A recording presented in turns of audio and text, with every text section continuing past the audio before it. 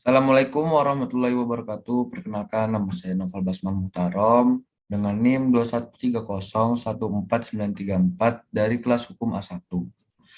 Di sini saya akan mempresentasikan tentang teori pembentukan negara, tugas ilmu negara. Eh, Pengertian negara dapat diartikan ke dalam dua hal. Yang pertama, negara adalah sebuah organisasi yang berada pada suatu wilayah dan memiliki kekuasaan tertinggi secara sah serta ditaati oleh masyarakat di dalamnya.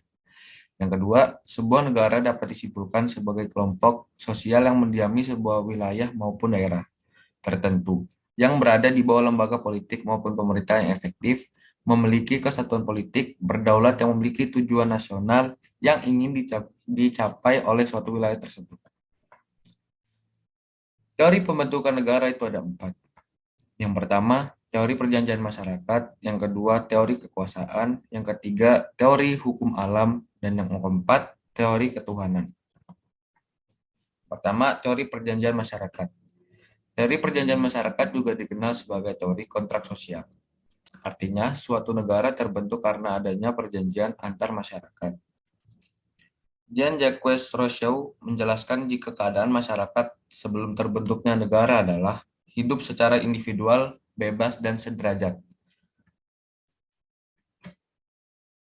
Namun, masyarakat tidak bisa bahagia dan merasa aman karena terus ada serangan dari luar sebelum terbentuknya masyarakat dalam suatu negara.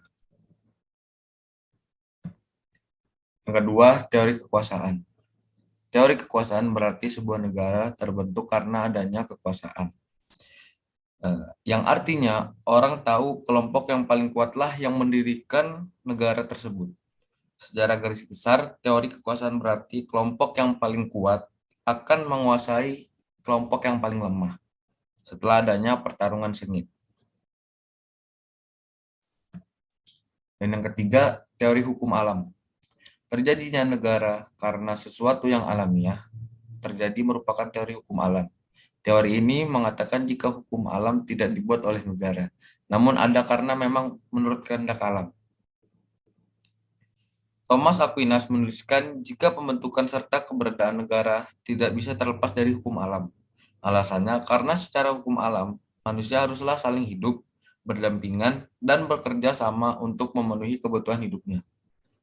Selain itu, secara alami manusia adalah makhluk sosial dan politis yang perlu mendirikan komunitas untuk mengeluarkan pendapat serta menyumbangkan pemikiran. Dan yang terakhir, teori ketuhanan. Teori ketuhanan juga sering disebut sebagai teokrasi.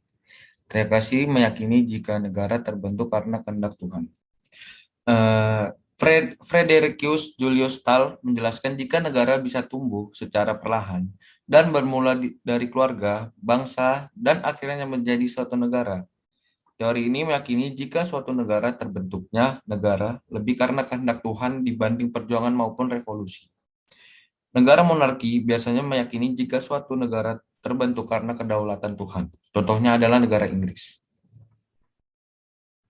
Terima kasih. Sampai di sini saja saya mempresentasikan tentang pembentukan negara dari saya. Terima kasih. Wassalamualaikum warahmatullahi wabarakatuh.